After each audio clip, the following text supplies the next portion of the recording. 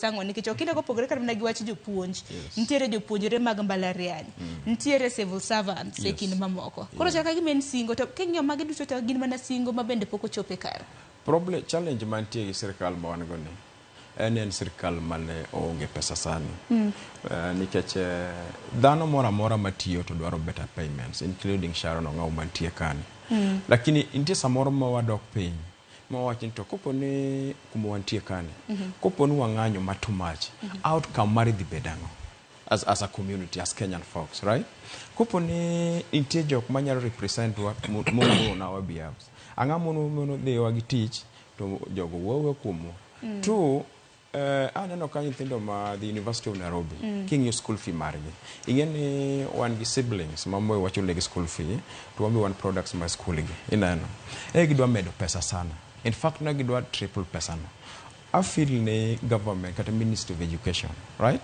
I'm insider, but man of nyamona watch a deal. Kichika wawe gijodo, inano.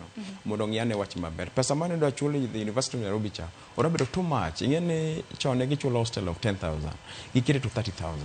Can you check you 45,000 mark school fee per semester? You do over times 3. Most in almost 115.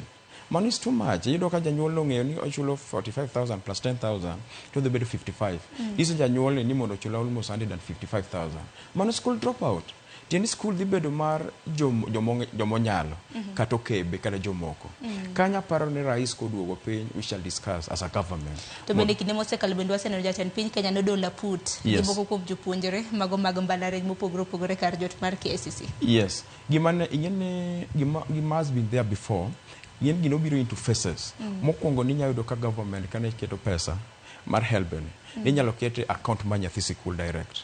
Ko ne yudo ni nyithindo gi masani gi ngin go por gi generation machon. Ngin machon ni nyayudo ka dhiang' cham puodho kuma ng'ato chwadi achwada mabego mitere onge. Sano ko nyachoro nyathi ng'ato belan. Koro yudo ka no create a culture makikaw pesa. Right? Magi mane rais ne neno.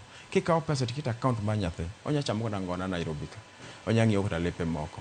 Ochako biro ni koro pesa work from help, right? To the school account. Tiyudo ka samoro school gi nitie nyathi moyudo drop out. Ineno kar nyathi odhi otho. Kar nyathi oyudo school transfer. But ngin government pod pump pesa account in my school cha. Koro yudo ka head of schools ne tiyo gi pesa go. Koro rais no biro ni kopo ni idwaro school fee through help. Tine mi apply. Nikech ng'en tiere be janyuol moro magana school help no kodwar o feel ni okodwa nyathino angaika onyalo en capacity ma chulo school fee na nyathina kare nitie nyathi man janyuol achiel ka nyathi ma total fan ng'en yuto ma nyathi mag jonyuol ne ka nyathi ma nyathi okebe ka nyathi man mabagi achiel yuto gi opogore kore momiyo rais no biro through dialogue mane gin gocha ni ere yo mwanyalo manage go school fee ma any Kenyan feel ni gini nyalo accommodate emanwa bire gi faces go but gimane the University of Nairobi atamotimo cha majok nyalo work because ok nyalo expect janyuol manyathi ka almost 2 months dala ni chulo 30,000 to ne janyuol ngeno chulo 10,000 mano cannot work and as a government we will chip in. Yes.